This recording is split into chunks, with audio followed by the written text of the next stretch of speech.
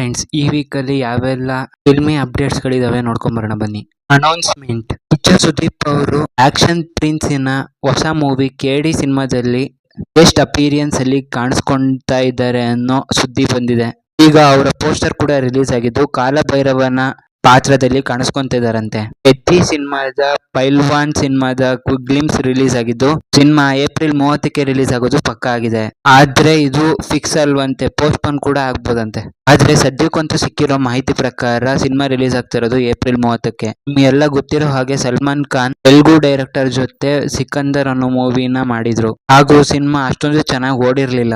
But ಈಗ ಮತ್ತೊಂದು south collaboration ಜೊತೆ ಸಲ್ಮಾನ್ ಖಾನ್ ಮುಖ ಮಾಡಿದ್ದಾರೆ. ದಿಲ್ ರಾಜು ನಿರ್ಮಾಣದಲ್ಲಿ ಹಾಗೂ ವಂಶಿ ನಿರ್ದೇಶನದಲ್ಲಿ ಈ ಸಿನಿಮಾ ಮೂಡ್ ಬರ್ತಿದೆ. ಮತ್ತು ಈ ಸಿನಿಮಾಗಾಗಿ ಭರ್ಜರಿ 125 ಕೋಟಿ ಸಂಭಾವನೆಯನ್ನು ಪಡಿತಿದ್ದಾರೆ ಅನ್ನೋ ಸುದ್ದಿ ಕೂಡ ಇದೆ. ಬಿಗ್ ಅಪ್ಡೇಟ್ಸ್: ಅಲ್ಲು ಅರ್ಜುನ್ ಹಾಗೂ ಅಟ್ಲಿ ಕಾಂಬಿನೇಷನ್ ಅಲ್ಲಿ ಮೂಡ್ ಬಂತಿರೋ ಸಿನಿಮಾದ ಟೈಟಲ್ ಅನ್ನ ಏಪ್ರಿಲ್ 10ಕ್ಕೆ ಅಲ್ಲು ಅರ್ಜುನ್ ಅವರ ಬರ್ತ್ಡೇಗೆ ಅನೌನ್ಸ್ಮೆಂಟ್ ಮಾಡಲಾಗುತ್ತೆ ಅನ್ನೋ ಅಪ್ಡೇಟ್ ಸಿಕ್ಕಿದೆ. ಹೈ ಲೆವೆಲ್ ಟೆಕ್ನಾಲಜಿ ಹಾಗೂ ಸಾಕಷ್ಟು ವಿಷಯಗಳನ್ನ ಹೊಂದಿರೋ ಈ ಸಿನಿಮಾ ಟೈಟಲ್ ಏನಿರ್ಬೋದು ಅಂತ ಪ್ರತಿಯೊಬ್ರು ಕೂಡ ಯೋಚನೆ ಮಾಡ್ತಿದ್ದಾರೆ. ಧುರಂಧರ್ ದ ರಿವೆಂಜ್ ಸಿನಿಮಾ ಈಗಾಗಲೇ 1365 ಕೋಟಿನ ಕಲೆಕ್ಷನ್ ಮಾಡಿ ಬ್ಲಾಕ್ ಬಸ್ಟರ್ ಆಗಿದೆ. ಸಿನಿಮಾ 2000 ಕೋಟಿಗೂ ಅಧಿಕ ಕಲೆಕ್ಷನ್ ಮಾಡುವ ವೇಗದಲ್ಲಿ ಸಾಗ್ತಿದೆ. ಥಿಯೇಟ್ರಿಕಲ್ ರಿಲೀಸಸ್: ಪ್ರೇಮಿ, ಪರಿಚಿತ ಈ ಸಿನಿಮಾಗಳು ಏಪ್ರಿಲ್ ತಿಂಗಳಲ್ಲಿ ರಿಲೀಸ್ ಆಗ್ತಿದೆ. ಎಕ್ಸ್ಟ್ರಾಸ್ ಅಂಡ್ ಬಜ್: ಸಾಕಷ್ಟು ಸಮಯಗಳಿಂದ ಕಲ್ಕಿ 2 ಸಿನಿಮಾದ ಬಗ್ಗೆ ಯಾವುದೇ ರೀತಿಯ ಅಪ್ಡೇಟ್ ಸಿಗ್ತಿರ್ಲಿಲ್ಲ. ಆದ್ರೆ ಸದ್ಯದ ಮಾಹಿತಿಯ ಪ್ರಕಾರ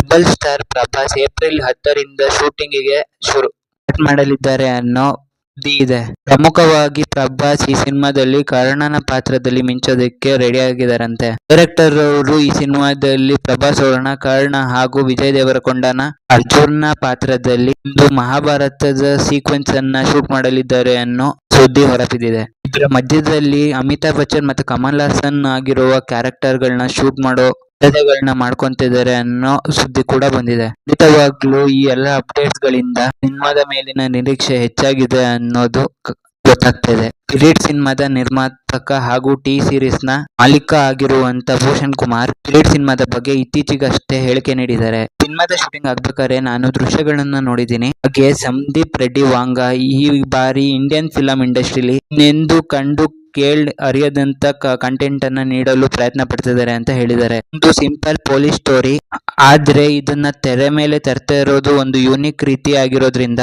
ಈ ಸಿನಿಮಾ ನಿಮಗೆ ತುಂಬಾ ಸ್ಪೆಷಲ್ ಆಗಿರುತ್ತೆ ಅಂತ ಭೂಷಣ್ ಕುಮಾರ್ ಹೇಳ್ಕೊಂಡಿದ್ದಾರೆ.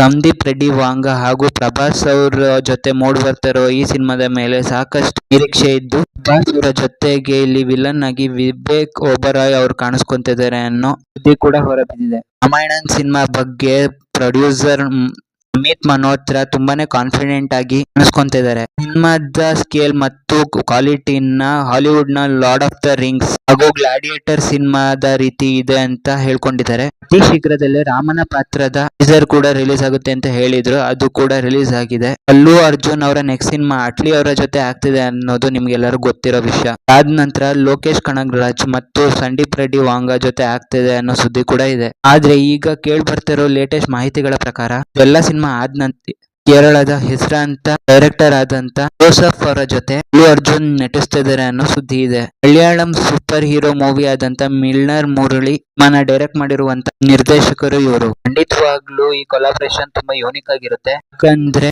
ಆರ್ಯ ಸಿನಿಮಾದ ಮೂಲಕ ಅಲ್ಲು ಅರ್ಜುನ್ ಅವರ ಫ್ಯಾನ್ ಫಾಲೋಯಿಂಗ್ ಕೇರಳದಲ್ಲಿ ತುಂಬಾ ಹೆಚ್ಚಾಗಿತ್ತು.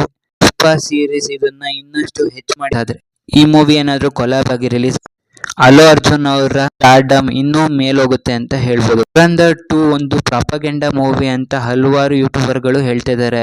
ಇದೇ ರೀತಿ ಮೋಹಕತಾರೆ ರಮ್ಯಾ ಕೂಡ ಒಂದು ಟ್ವೀಟ್ ಮಾಡಿದ್ರು. ಇದನ್ನ ಡಿಫೆಂಡ್ ಮಾಡಿದ್ದಾರೆ. ಶಿವಣ್ಣ ಒಂದು ಈ ಸಿನಿಮಾದ ಬಗ್ಗೆ ಹೊಗಳಿ ಬರ್ತಿದ್ದಾರೆ. ಸಿನಿಮಾ ಅಂದ್ರೆ ಹೀಗಿರ್ಬೇಕು, ಸಿನಿಮಾದ ಡೀಟೇಲ್ಸ್ ಗಳ ಬಗ್ಗೆ ಕೂಡ ನಿಜವಾಗ್ಲೂ ಚೆನ್ನಾಗಿದೆ ಅಂತ ಹೊಗಳಿ ಸೋಷಿಯಲ್ ಮೀಡಿಯಾ ಹ್ಯಾಂಡಲ್ ಅಲ್ಲಿ ಪೋಸ್ಟ್ ಮಾಡಿದ್ದಾರೆ. ಇದನ್ನ ನೋಡಿ ಸಿನಿಮಾದ ಡೈರೆಕ್ಟರ್ ಆದಿತ್ಯ ಧರ್ ಅವರು ಶಿವಣ್ಣ ಅವರ ಪೋಸ್ಟ್ ಗೆ ರೀಟ್ವೀಟ್ ಮಾಡಿದ್ದಾರೆ. ಇನ್ನು ದಕ್ಷಿಣ ಚಿತ್ರರಂಗದ ಮತ್ತೊಬ್ಬ ಖ್ಯಾತ ಸೆಲೆಬ್ರಿಟಿ ಆಗಿರುವಂತ ಹಾಗೂ ಬಾಲಿವುಡ್ ನಲ್ಲಿ ಸಾಕಷ್ಟು ಸೂಪರ್ ಹಿಟ್ ನೀಡಿದಂತಹ ನಿರ್ದೇಶಕ ಪ್ರಿಯದರ್ಶನ್ ಇಂಡಿಯಾ ಈ ಸಿನಿಮಾನ ಒಪ್ಕೊಂಡಿದೆ. ಇದು ಕೆಲವು ಜನರು ಅಪಗಂಡ ಸಿನಿಮಾ ಅಂತ ಹೇಳ್ತಿದ್ದಾರೆ ಅಷ್ಟೇ. ಇವರಿಗೆಲ್ಲ ನಾವು ತಲೆ ಕೆಡಿಸ್ಕೊಳೋ ಅವಶ್ಯಕತೆ ಇಲ್ಲ ಅಂತ ಹೇಳಿದ್ದಾರೆ.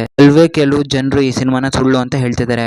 ಬಟ್ ಅಷ್ಟೊಂದು ದೊಡ್ಡ ಸಂಖ್ಯೆಯಲ್ಲಿ ಜನರು ನೋಡಿ ಒಪ್ಕೊಂಡಿದಾರಲ್ಲ, ಅವ್ರೇನ್ ಮೂರ್ಖರ ಅನ್ನೋ ರೀತಿಯಲ್ಲೂ ಕೂಡ ಮಾತಾಡಿದ್ದಾರೆ. ಸೋಷಿಯಲ್ ಮೀಡಿಯಾದಲ್ಲಿ ಈ ವಿರುದ್ಧ ಪರ ವಿರುದ್ಧ ಚರ್ಚೆಗಳು ಹೆಚ್ಚಾಗ್ತಿದೆ. ಆದ್ರೆ ಸಿನಿಮಾ ನೋಡುವ ಜನರ ಸಂಖ್ಯೆ ಕೂಡ ಕಮ್ಮಿ ಆಗಿಲ್ಲ. ಕಲೆಕ್ಷನ್ ಕೂಡ ದಿನಕ್ಕೆ ಏರಿಕೆ ಕಾಣ್ತಾನೆ ಇದೆ. ದುರಂಧರ್ 2 ಪಾರ್ಟ್ಗಳ ಸಕ್ಸಸ್ ಗಳ ನಂತರ ರಣವೀರ್ ಸಿಂಗ್ ಪ್ರಳಯ್ ಎಂಬುವ ಜಾಂಬಿ ಕ್ಯಾಟಗರಿ ಸಿನಿಮಾದಲ್ಲಿ ನಟಿಸ್ತಿದ್ದಾರೆ. ಜಾಂಬಿ ಸಿನಿಮಾಗಳು ಇಂಡಿಯನ್ ಫಿಲಂ ಇಂಡಸ್ಟ್ರಿಯಲ್ಲಿ ಬರೋದೇ ಕಮ್ಮಿ, ಬಂದ್ರೂ ಓಡೋದಿಲ್ಲ. ಇದನ್ನ ಚಾಲೆಂಜ್ ಆಗಿ ತಗೊಂಡು ರಣವೀರ್ ಸಿಂಗ್ ಅವರು ಸಿನಿಮಾದಲ್ಲಿ ನಾಯಕ ನಟನಾಗಿ ಕಾಣಿಸ್ಕೊಂತಿದ್ದಾರೆ. ಹಾಗೂ ಇದಕ್ಕಿಂತ ಮುಂಚೆ ಅವರು ಮತ್ತೊಂದು ಸಿನಿಮಾದಲ್ಲಿ ಕಾಣಿಸ್ಕೊಬೇಕಿತ್ತು, ಅದನ್ನ ಕೈ ಬಿಟ್ಟಿರೋ ಮಾತು ಕೇಳಿಬರ್ತಿದೆ. ಸಿನಿಮಾದಿಂದ ಸಿನಿಮಾಗೆ ವಿಭಿನ್ನ ಪಾತ್ರಗಳನ್ನ ಆಯ್ಕೆ ಮಾಡಿ ತಮ್ಮ ಪರ್ಫಾರ್ಮೆನ್ಸ್ ಮೂಲಕ ಆಡಿಯನ್ಸ್ ನ ಮೆಚ್ಚಿಸ್ತಿರೋ ರಣವೀರ್ ಸಿಂಗ್ ಅವರ ಮೂವಿ ಮಾಡೋದಿಕ್ಕೆ ನಿರ್ಧಾರವನ್ನು ತಗೊಂಡಿದ್ದು, ಕೋ ಪ್ರೊಡ್ಯೂಸರ್ ಆಗಿ ಕೂಡ ಸಿನಿಮಾದಲ್ಲಿ ಕಾಣಿಸ್ಕೊಂತಿದಾರಂತೆ. ಲೇಟೆಸ್ಟ್ ಮಾಹಿತಿಗಳ ಪ್ರಕಾರ ಮಲಯಾಳಂ ಟೊವಿನೋ ಥಾಮಸ್, ಪ್ರಶಾಂತ್ ನೀಲ್ ಜೊತೆ ಹಾಗೂ ಜೂನಿಯರ್ NTR ಕಾಂಬಿನೇಷನ್ ಅಲ್ಲಿ ಬರ್ತಿರೋ ಡ್ರ್ಯಾಗನ್ ಸಿನಿಮಾದಿಂದ ಹೊರಬಂದಿದ್ದಾರೆ ಅನ್ನೋ ಮಾಹಿತಿ ಸಿಕ್ಕಿದೆ. ಇದಕ್ಕೆ ಇರುವಂತ ಪ್ರಮುಖ ಕಾರಣ ಅಂದ್ರೆ ಡೇಟ್ ಕ್ಲಾಶ್.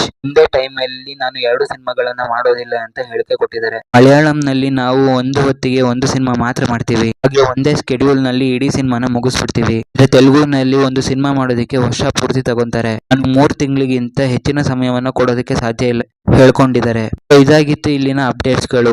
ಸಿಗ್ತೀನಿ ಮುಂದಿನ ವಿಡಿಯೋದಲ್ಲಿ. ಅಲ್ಲಿ ತನಕ keep watching and please subscribe to my channel.